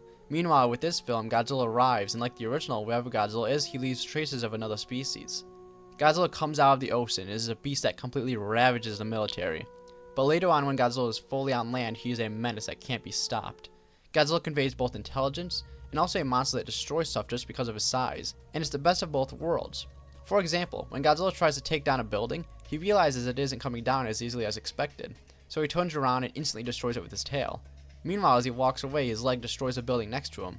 And later in the film, when Godzilla is defeated, he is tied around the waist with a wire, and he doesn't realize what's happening. This makes sense seeing as he is focused on the giant ships around him instead of some wire barely touching him. Something that only an animal would think like. Yet when he's dunked into the water and then brought back up, he destroys the object that was bringing him back up, showing that he was smart enough to realize that the object around him was causing him harm, thus leading to him destroying it. During this scene, my favorite part of the film played. While Godzilla is battling the citizens of Japan, the main theme song from King Kong vs. Godzilla plays. This made me extremely happy. For those of you who don't know, the original King Kong vs. Godzilla is my favorite film ever made, and I never have been able to see it on the big screen, so being able to hear this song was amazing and blew my mind. It might be my favorite moment in all of modern Godzilla, and possibly this film. When the film was coming out, director Yamazaki talked about how this film has shots that take inspiration from GMK, and I caught at least a few. The two I'll bring up here is that when Godzilla fires his atomic breath, the aftermath creates a mushroom cloud like what happened in GMK. And another one, of course, the ending, is just the ending of GMK. There are plenty of spoilers to talk about, but for now, I'll stop. They'll let me know if I should make a video looking at only spoilers down in the comments below, because I have a lot to say about this movie. Alright, now that we are done talking about spoilers, let's talk about some stuff that won't spoil the film for you. Or hey, if you skip to this section via the time code, go back to the spoiler part after you watch the film for some more fun. Now anyways, the music. The film has a great use of original music, but I want to talk about one of the classics that has come back. There's one instance I want to talk about, and that is when Godzilla's main theme is used when he attacks Japan. The theme gets you ready and pumped for Godzilla. You watch as the camera pans up to Godzilla and you see him walking to the shot, ready to cause complete chaos. Especially because at this point in the film, you have seen and know Godzilla isn't something to be messed with, and like Godzilla's entrance in King of the Monsters, it gave me goosebumps. This film is looking to change history, and hopefully leads us into a new era of Godzilla films coming to the States and theaters. The film is demolishing the box office and has become a massive success, with talks about a sequel possibly happening, though we have no confirmation on if it will happen. After all, Shin Godzilla was a massive success, but never got a sequel. This film opens a new door for Godzilla history, and I'm excited for it. What may happen is Toho, if they want to, can start a new universe of Godzilla, finally returning him to his roots. A universe already widely loved with characters people want to see more of, and of course a Godzilla that is dominating the world. This could happen, and I'd be surprised if Toho doesn't do this. Shin Godzilla's sequel went into a more championship festival type of feel. Imagine Godzilla vs. Gigan. And yet, it never happened. I imagine if greenlit, we wouldn't get that. We get another serious film that gives us a love letter to Godzilla's history. Godzilla Minus One has given us a film that brings the King of the Monsters back to his roots, and director Yamazaki nailed Godzilla. For those who don't know, he has made 3 versions of Godzilla so far, and he clearly has a style for him. A powerful creature that destroys everything in its path, and is a menace that can't be stopped. With this latest version, I think he finally created the perfect rendition that he could have made. Now, though not my favorite Godzilla film, it's easily in my top 10, and has really good rewatch value. So either in cinemas or home media, go see Godzilla Minus One, and support what may be the start of something new. Goji 1962 here, and today we are going to look at an interesting Godzilla suit. A suit that was used in many films, faced off against some of the most famous Godzilla Kaiju, and is even still used to this day. Let's delve deep into the history of Goji. Goji is the Godzilla design used in the film vs. Godzilla. This suit was used for a few films, and was slightly tweaked during the films, but to keep it simple, this video will only look at the suit's appearance in vs. Godzilla. After the release of Godzilla Rage Again in 1955, Toho would give the Godzilla franchise a break for a long while.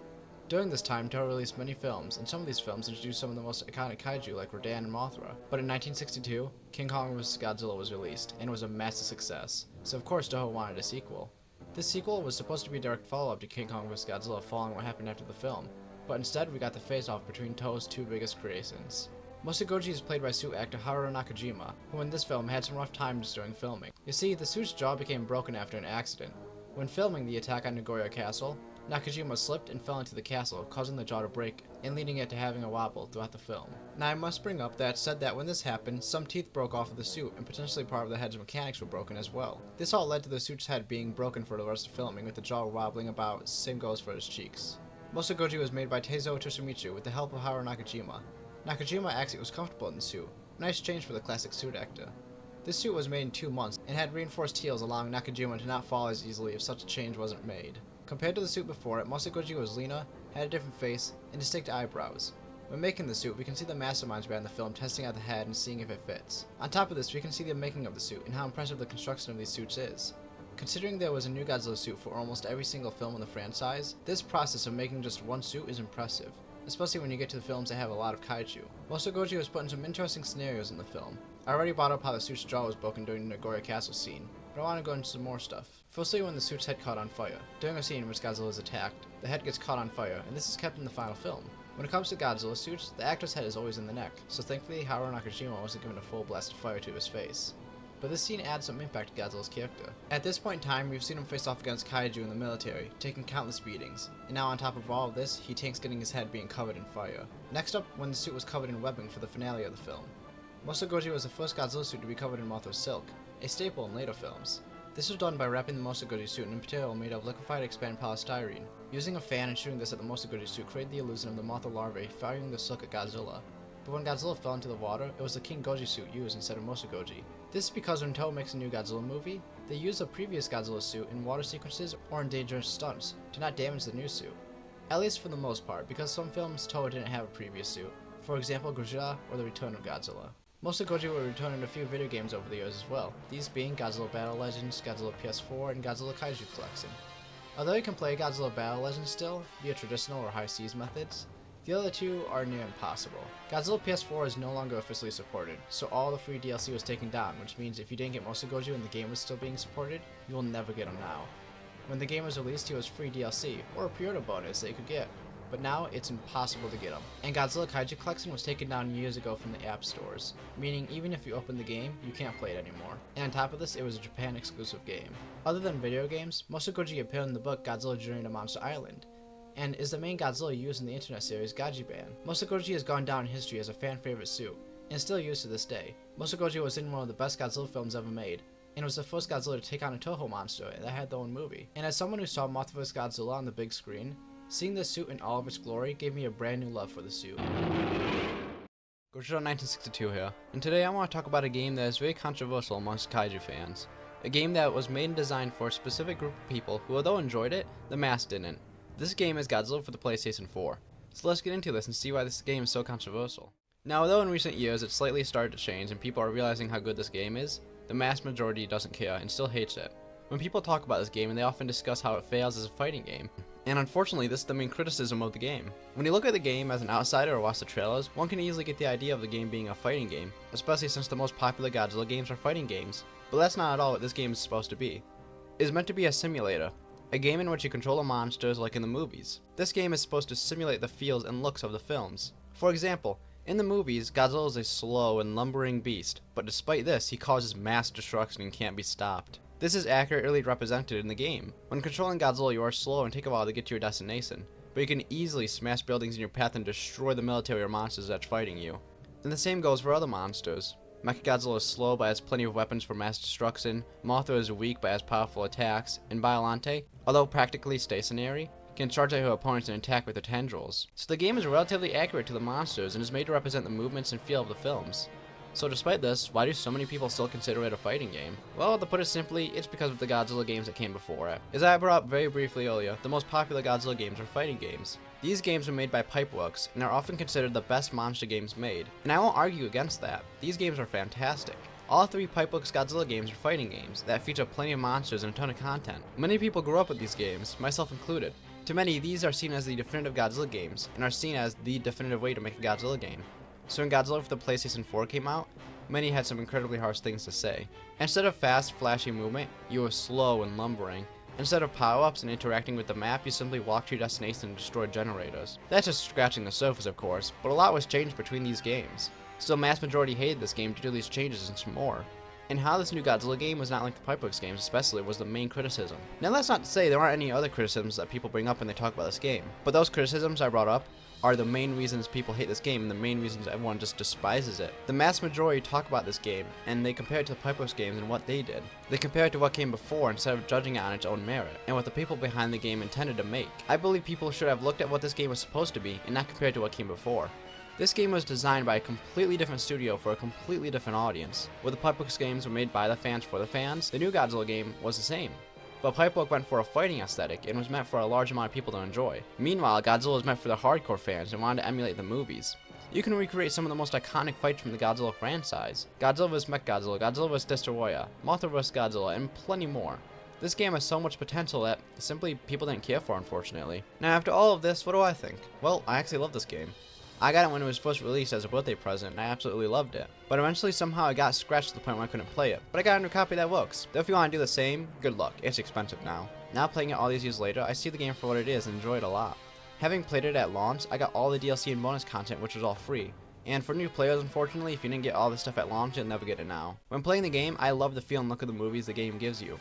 When I play as Mechagodzilla, I feel the mass destruction that can be caused by him when fighting other monsters. I play just like his movie counterpart and thoroughly enjoy it. Now I understand when playing this game it can be very dependent on what the player feels, but for myself, I love it and see the game as the best Godzilla game ever made. That's not to say I don't enjoy any other Godzilla games, that's quite the opposite.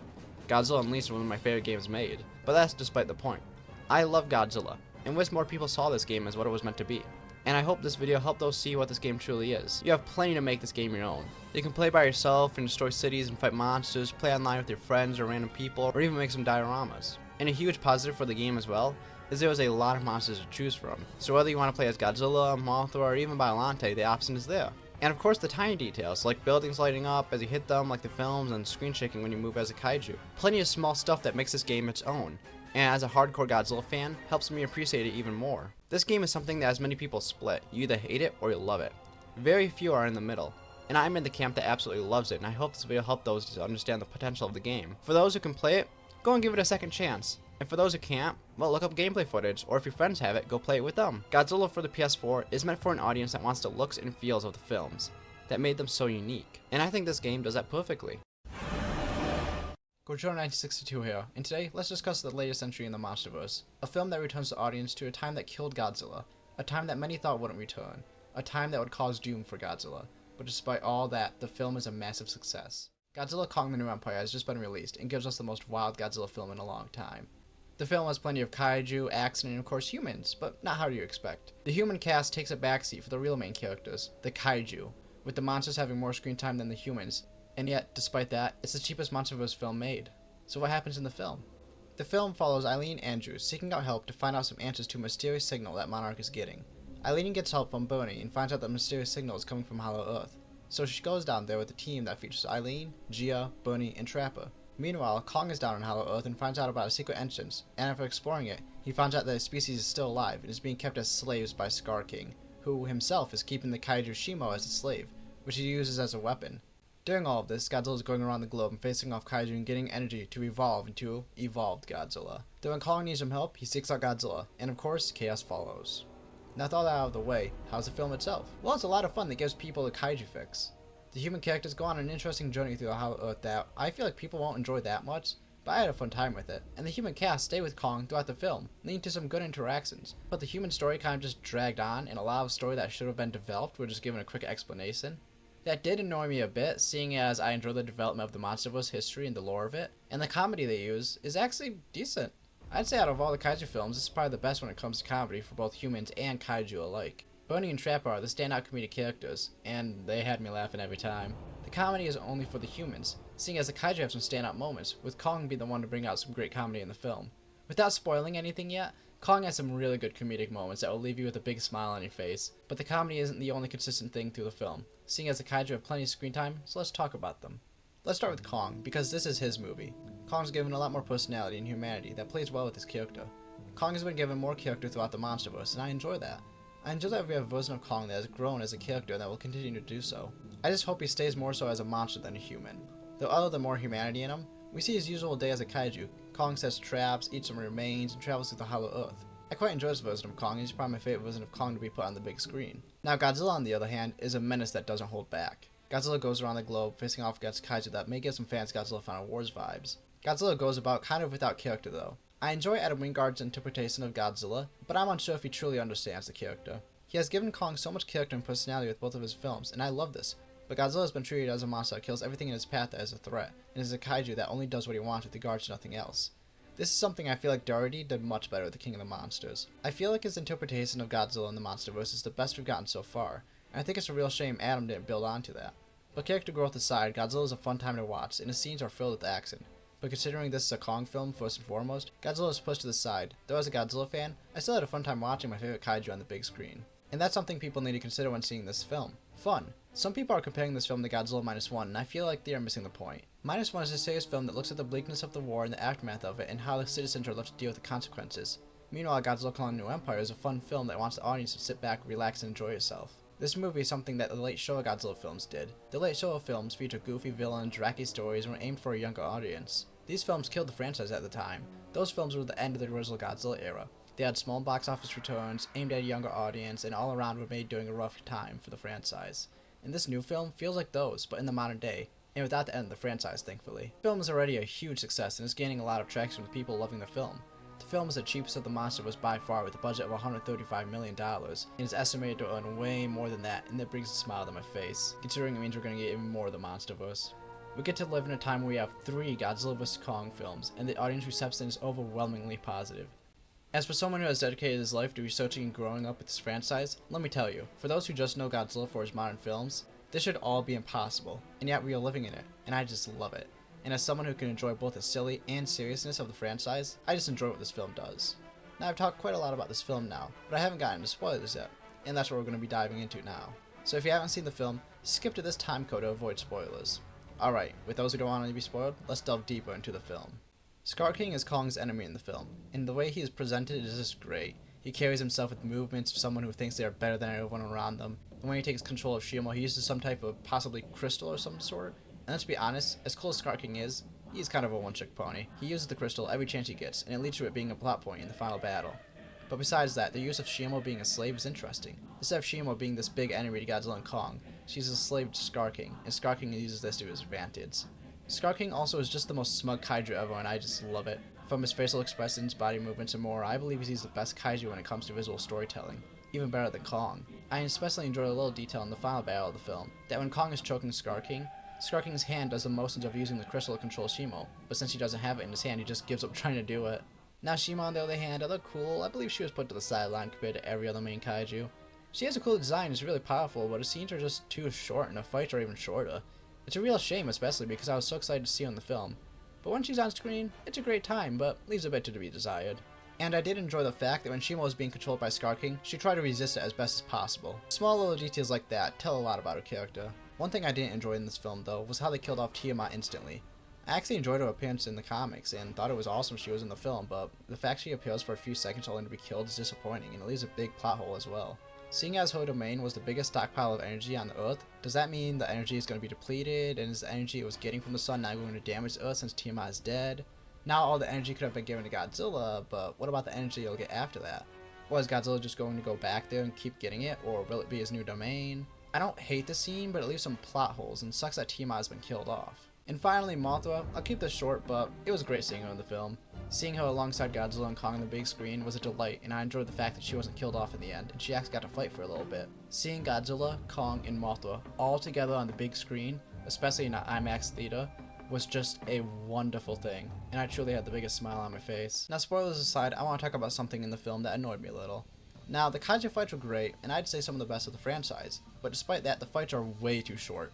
You could go to the bathroom while watching the film, come back and the fight is over, and we're on to the next human scene, which is a huge problem. This is more of a pacing issue, but the film moves at such a rapid pace, stuff that should be given more time to be explained and fleshed out isn't.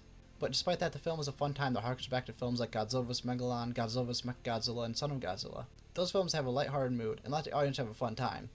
I keep bringing up the word fun, but it's true, because that's what this film is. People have compared Godzilla Kong New Empire to Godzilla Minus One so much, which isn't fair. Yes, the two films came out months apart, but they are nothing alike. Minus One is a serious film that looks at the horrors of the war and the aftermath of that, with the citizens having to rebuild what they lost. Meanwhile, the new empire has Kong in the Hollow Earth finding his new family, and Godzilla going across the globe getting more powerful, with eventually the two coming together to fight ancient rivals. Imagine comparing the original Godzilla to Godzilla vs. Gigan. They're completely different, and it doesn't work. But with all that out of the way, I'm excited for the future of the MonsterVerse and what it holds. And with Adam Wingard talking about the next film, possibly focusing more on a Godzilla vs. Destroyer tone and feel, and possibly focusing on Godzilla, like how this film focused on Kong, I'm just extremely delighted to know what'll happen. Godzilla 1962 here, and in the 60s there were plenty of Godzilla suits, and this one isn't that popular.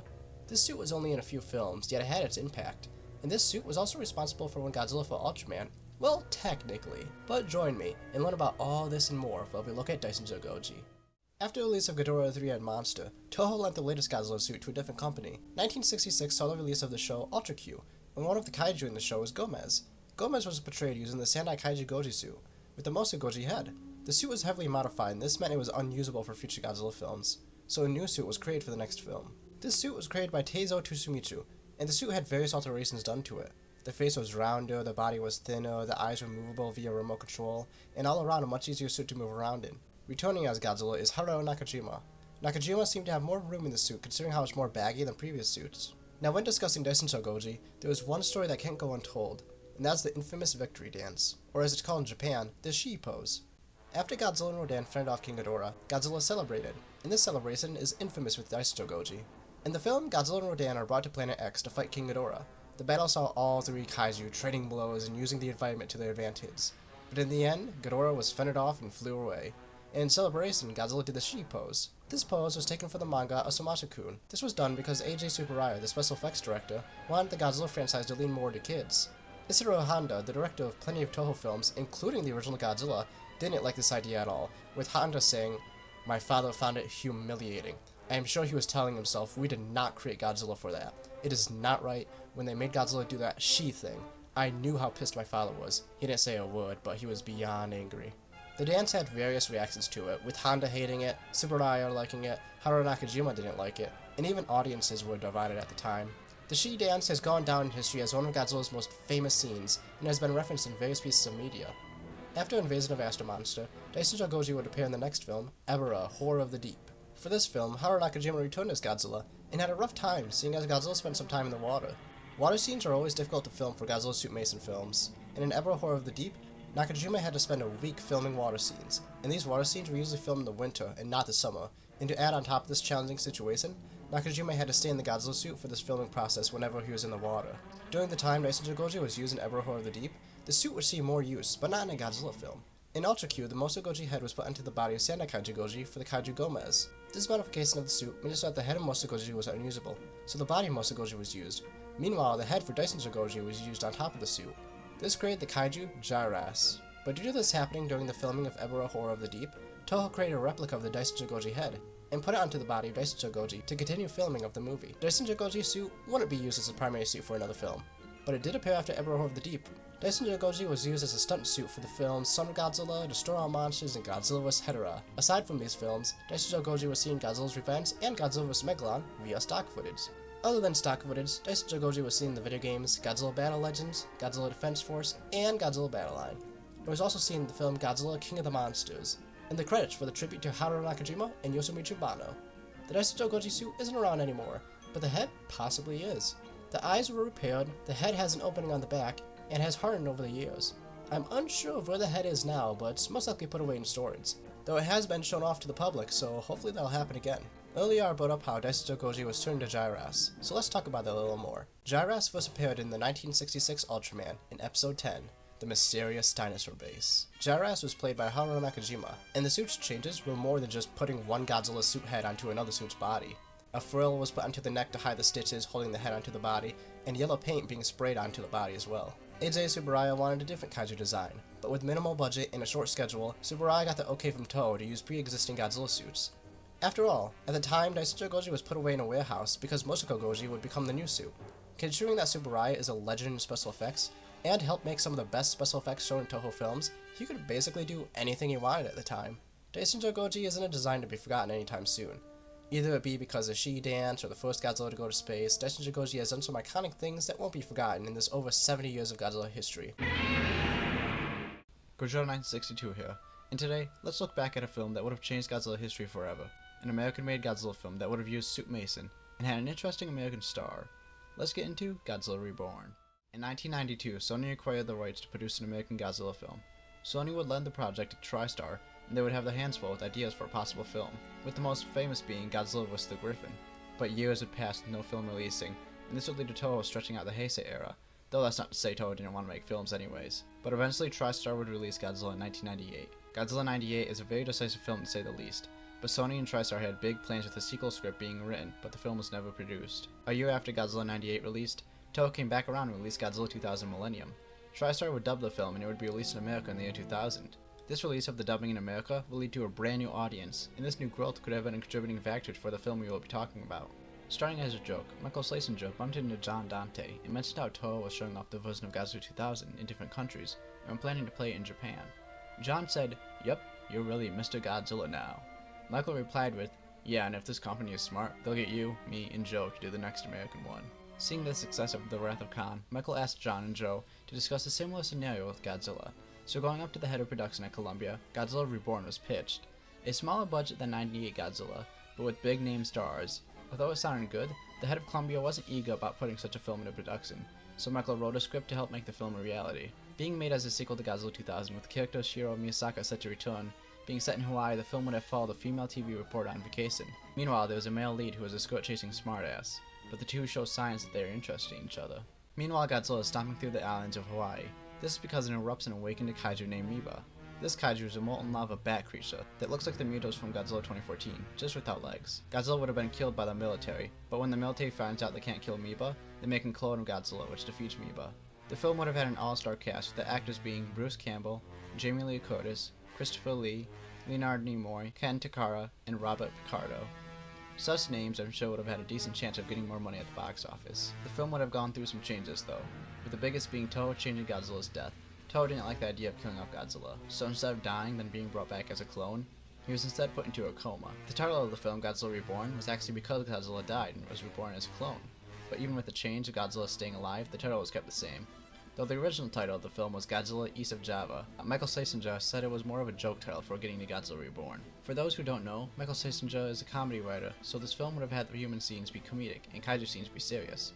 For example, the film would have had pipe-smoking scientists, Bronx Jew, a drinking police officer, and a belligerent army general. In those pipe-smoking scientists, one of them would have been Japanese, with the sidekick being previously brought up Miyazaki. But the fights would have had a more serious take on them. This would help the audience not to laugh at the kaiju scenes, instead the humans. Now, was the film never made? Well, it's actually a really unfortunate scenario. When the script was done and ready to be pitched again, there was a new head of production.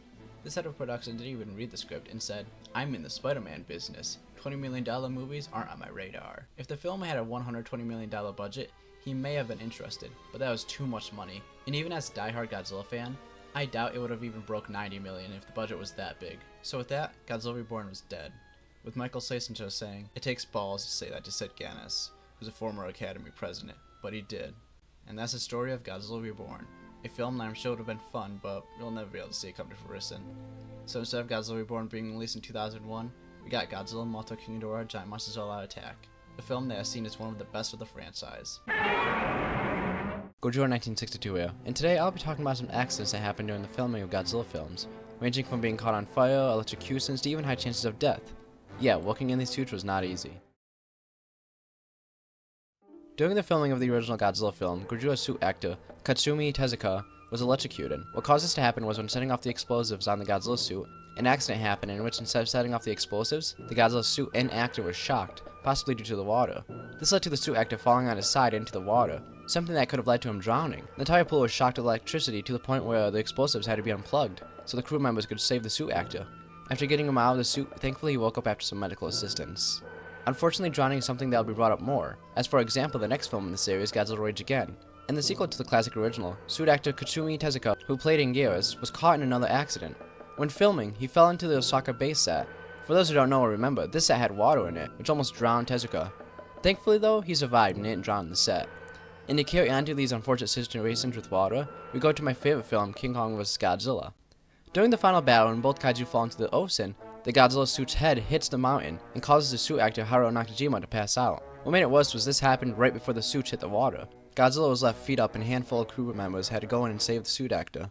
But when they got him out, they struggled opening the suit due to all the water inside of it. After some medical assistance, Haruo Nakajima came up, and although coughing some water, was thankfully okay. Now thankfully water accidents just seemed to stop, or at least slow down, because with the next film, Mothra vs. Godzilla, in this film we start another trend, that being fire. While filming the scene in which Godzilla fights the American Navy, the Godzilla suit's head gets caught on fire, which actually was left in the film. There was also another accident left in the film, in which when Godzilla was attacking Nagoya Castle, suit actor Haruo Nakajima slipped and fell into the castle. There are claims that this was or wasn't an accident, although regardless of the claims, there was behind the scenes footage of Nakajima falling into the castle and having the castle not crumble. Now we are going to skip a bit far into the future, into the wild year of 1971 or 1970, depending on when it was filmed. Most Godzilla fans know who Kenpachiro Sachima is. For those who don't know, he's a suit actor for Godzilla during the Heisei era, but less commonly known, he was also the suit actor for a few kaiju in the Showa era, one of those being Ghidorah. When promoting the film Godzilla vs. Ghidorah, suit actor Kenpachiro Sachima suffered acute appendix. This required surgery, but after finding out painkillers had no effect, the doctor had to knock out Sachima using chloroform. Sachima would recover and continue to play kaiju. Now the next two events we'll be going over are actually just like earlier with Mothra vs. Godzilla, something you can see in the film itself. Firstly, Godzilla vs. Megalon. In this film, there's a scene in which Jet Jaguar and Godzilla are fighting Megalon and Gigan, but during the fight, Megalon creates a fire ring on Jet Jaguar and Godzilla. And this of course would lead to the suits being caught on fire, right? Well, no actually. I rewatched the scene and I can't find a shot that showcases the suits being put on fire, even the tips of the tail or possibly dorsal fins of the back. Now in the next and final film of the Showa era, Tale of Mechagodzilla, there's a scene in which Mechagodzilla is firing all his weapons at Godzilla, and this causes a lot of explosions around Godzilla. So much in fact that the back of the Godzilla suit catches on fire. But as you can see, it keeps running, which creates an awesome sight to be seen. Now this is all for the Showa era, and we'll be going over the two other suit eras. Going forward, there's a lot less accidents than what was in the Showa era, but that's a good thing. So let's get into the rest of the accidents. Now to preface before we get into these next two films, I want to say that these are just rumors, and I can't find out if these are true or not. So first up, we have the return of Godzilla. It's rumored that when the Godzilla suit's dorsal fins lit up, this would shock the suit actor. And you would think this would be fixed, but due to time constraints, this problem couldn't be fixed. It's also rumored that when making Godzilla's Biollante, suit actor was severely electrocuted due to the light in the Godzilla suit's dorsal fins. Apparently this happened while filming in the lake battle between Godzilla and World's Form Biollante. To make up for those being rumors, I'll tell you two things that have solid proof of happening. One being when making the film Godzilla vs. Mechagodzilla 2, when Godzilla is went to grab and throw Mechagodzilla in the air. This is a scene that happened in the film, but behind the scenes the Mechagodzilla suit head broke off and the suit fell down. Although an accident, it is a nice nod to the original defeat of Mechagodzilla, even if it wasn't on purpose. And another accident is something you can see in the film, that being Godzilla vs. Space Godzilla. When Godzilla rises from the ocean, the tip of his tail rips open. This is most likely due to the fact that the suit quickly deteriorated in water. Now for the final incident in the Heisei era. This incident happened in the Godzilla vs. Destroyer. Inside the Godzilla suit is a mechanical head which controls Godzilla's head movements. But during the shooting, one of the parts broke off and immediately this led to a gas-like fume flooding the suit. The only people who immediately realized something was wrong was the mechanical head operator and the suit actor. This led to the suit actor passing out. And after putting out the fire, crew members opened the suit and some medical attention was given. Then the suit actor, Kenpachiro Sachima, was taken to the hospital. As you can tell, there were less accidents than the Showa era, but that's good. And if you're wondering, yes, there will be even fewer accidents in this next era, but that's nothing to be disappointed about, seeing as less accidents means it's safer and no one gets hurt, which is what you always want when making a film. Now let's get into the final era. In the ending of the film Godzilla vs. Mechagodzilla, there's a scene in which a vehicle called the Griffin is flown into Godzilla. It explodes on impact and sets Godzilla on fire. You can see this in the film, but what you don't see is behind the scenes, the side of the suit the fire started on was almost covered in fire and caused the actor to fall over. This easily could have led to the suit being caught on fire and possibly even more of the set, but thankfully it was put out. And that's it for the Millennium Era. Yes, I know some might be mad it was just one entry, but remember, like I said before, less accidents is a good thing, because this means a lot less people get hurt. I hope you all enjoyed this video, and don't forget to like and subscribe. I apologize if I mispronounced any Japanese names, and if there are any incidents I forgot, please put them down in the comments below. And remember that this video is only intended to go over the accidents that happened in the Godzilla films. If wanted, I'll gladly do other kaiju films. And if needed, please correct me in the comments. I may have missed a handful of things that either were not available to me, or were just hard to find.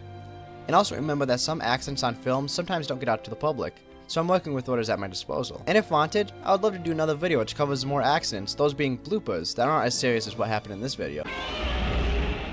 Goji 962 here, and today let's look at some films. Movies that you have seen and may even love, but in a way you've never seen before, and honestly probably the weirdest way for many of you. In 2004, the PSP was released in Japan, and released later in the world in 2005. I have the PSP 3000, a version of the PSP that was released in 2008. This was Sony's first attempt into the on-the-go gaming market and was a massive success. And with that success came a lot of games and releases. But the two we'll be looking at today are some Godzilla movies, Godzilla and Godzilla Final Wars. In 2005, both films were released for the PSP as part of the UMD video format, which is a video format for the PSP to support TV shows and movies. There have been many releases for the UMD video format, but these are the only releases that Godzilla got. These were released around the same time the DVDs were and go along with them nicely. When it comes to the boxes, they are identical to the DVDs, except for a few minor things. Firstly, Godzilla Final Wars. Other than the image being smaller because of the PSP case, now it has a border on the top saying how it's for the PSP, and the bottom right corner does not have a DVD logo. Now for the back, there are a lot more differences. Other than the photo being smaller, everything is cropped inward so that it all fits. The PSP has a header that states how this release has the full movie, widescreen presentation, and DVD picture quality. Nowadays, this is nothing to be surprised by, it's expected. But back in the day, to watch movies on the go like this and to have all these features was mind-blowing, and it wasn't done like this before. On the bottom of both cases, the copyright has been altered. For the DVD, all the text is the same color as the photo, and copyright logos for all the kaiju. This creates a nice synergy between the two and makes it one big nice image. But for the PSP, this was completely done with and replaced with the gray box with copyright. Getting rid of the synergy the DVD created made a more professional feel, and without it, it kind of feels wrong. Now Godzilla. This case has all the same differences except for two things. On the front, the top of the banner is replaced with the PSP banner. And the back of the case, look, there's a lot here, so let's just save some time and let's just agree that's entirely different and move on. Now both of these cases have something in common that I didn't bring up, it will be important later. Both releases don't have special features, and trust me, this is a big issue that I'll talk about more. When you hover over the film, you get a nice teaser for what you're about to get yourself into. This is something I absolutely love that the PSP and PS3 had, and I wish modern PlayStation should return to how it was represented here. For Godzilla Final Wars, we got three options: play movie, audio setup, and subtitles. For audio setup, you can choose between Japanese and English, but for subtitles, you have English, French, and subtitles off.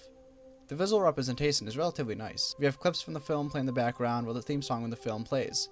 As discussed earlier, on the back of the case, the pixel quality is the same as the DVD, and it's relatively nice. Now, when compared to the DVD, there's going to be some major differences. Now, the DVD fails in comparison when it comes to presentation, because as you can tell in the menu, it's just simply a still image, and it's like that for all the other menus. Meanwhile, the PSP had footage of the film. But it makes up for it with everything included. You get the same language and subtitles options, and of course the movie. But you also get what the PSP never had, unfortunately: scene selection. Being able to just pick from the movie from any point is great, and I see no reason why the PSP couldn't do this. Now yes, both of these were made for select markets, and obviously the DVD is going to be better any day of the week. But the fact is, the PSP lacks features like scene selection, which is a massive blow. Not to mention how the DVD has previews and special features, though we'll get into that more later. So yeah, no surprise the DVD is better. But let's look at Godzilla and compare those two. Like Godzilla Final Wars before it, Godzilla has everything that version of the film had.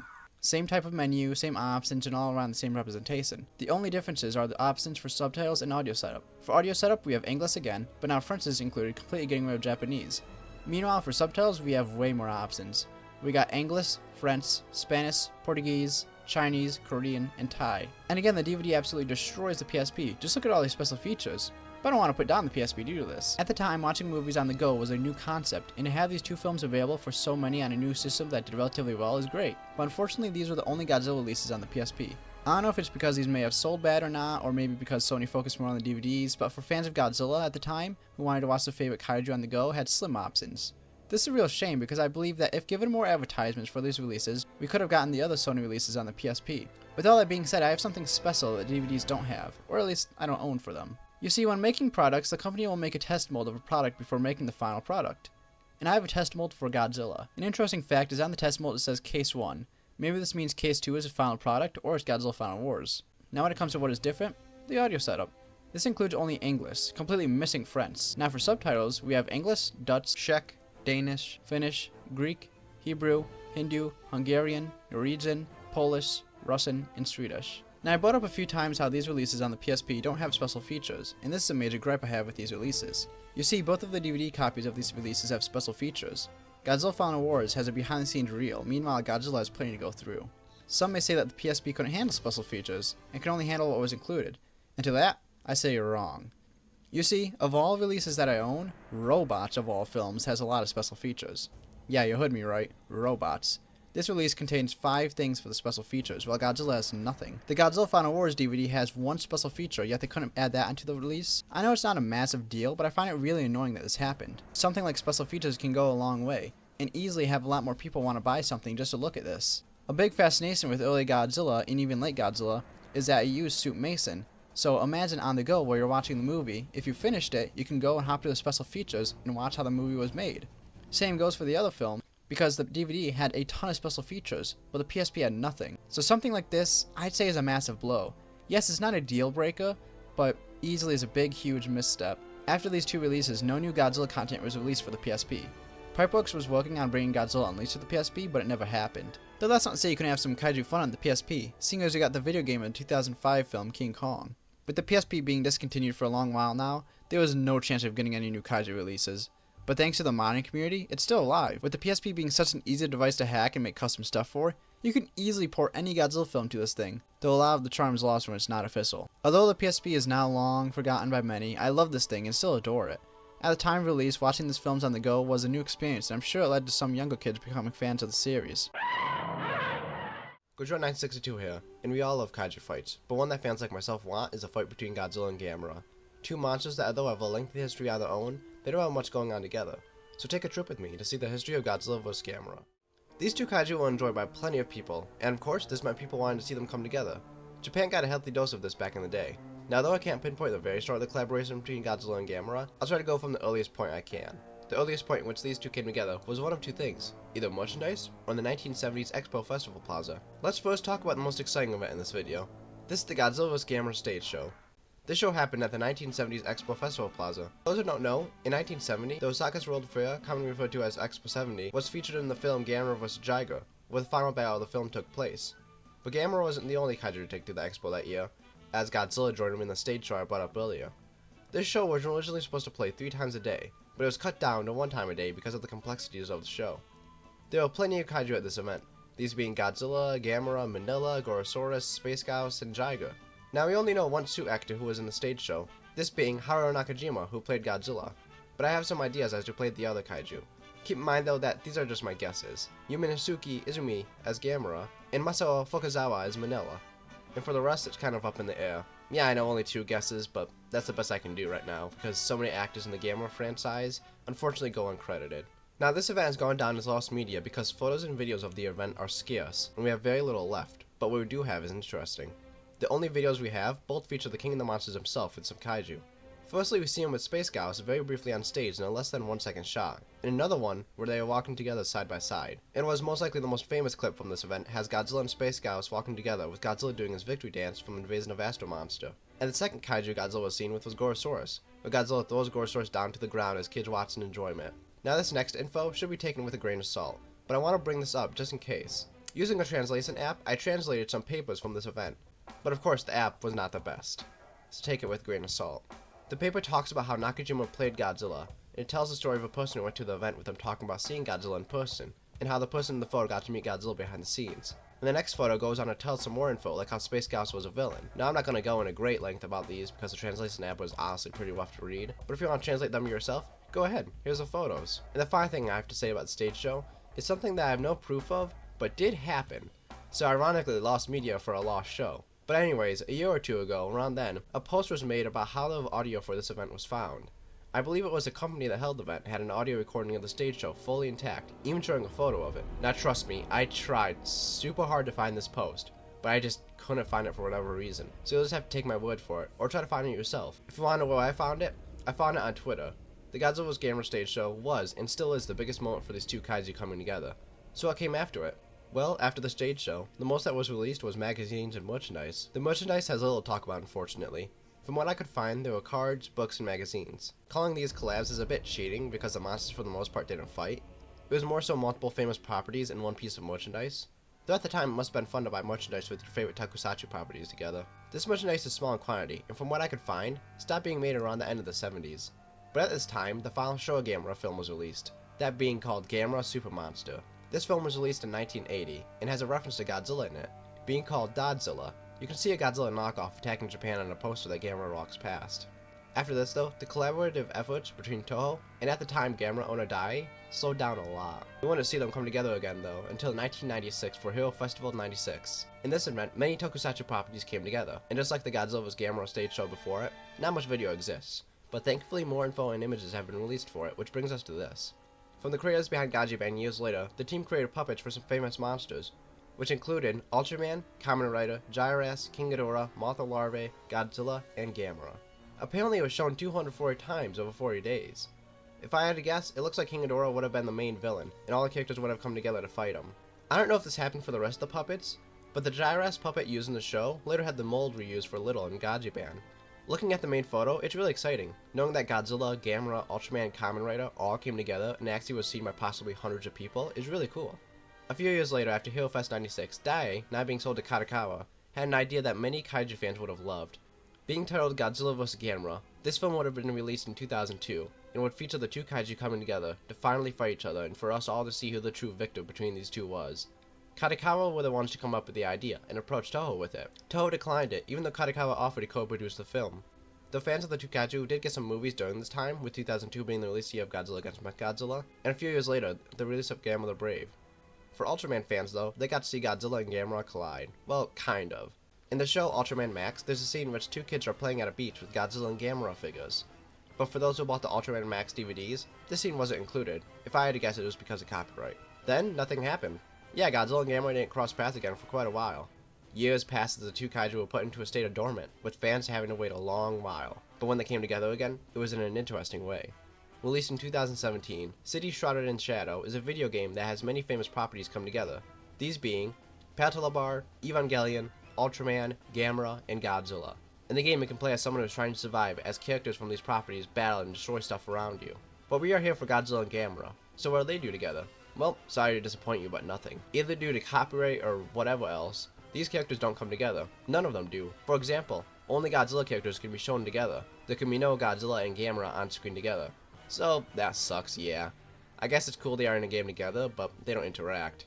So let's keep moving because something promising is on the horizon. In 2017, Godzilla went into a new genre that none of his films had ever done before, this being anime. There were 3 films, and this gave us a new Godzilla. Well, technically 2. But anyways, this version of Godzilla had a few collaborations for himself, and one of those was with Gamera. And funnily enough, this version of Gamera was also in his first anime. But these two met in a mobile game, Godzilla Battle Line. The two can be collected and used as part of a team, and if someone else is using one of the two, you can have them fight. Now this isn't as grand as what could have been in the cancelled 2002 film, but at least they are finally together in something that isn't lost, obscure, or even something downright that doesn't let them interact. So what else do we have? Well, honestly, that's it. Yeah, for two kaiju that have so much history and are so beloved by fans, that really is all the history they have together that I can find. Godzilla has had a rich history for himself, whereas Gamera, not so much. Yeah, we got the Netflix anime, but from the looks of it, the show didn't receive that much attention. And the 17-year gap between Gamera projects may happen again, though hopefully not as long. I hope these two kaiju come back together, and hopefully in bigger ways. I apologize if I mispronounced any Japanese names. I hope y'all enjoyed the video. Don't forget to like and subscribe. Goji962, signing off.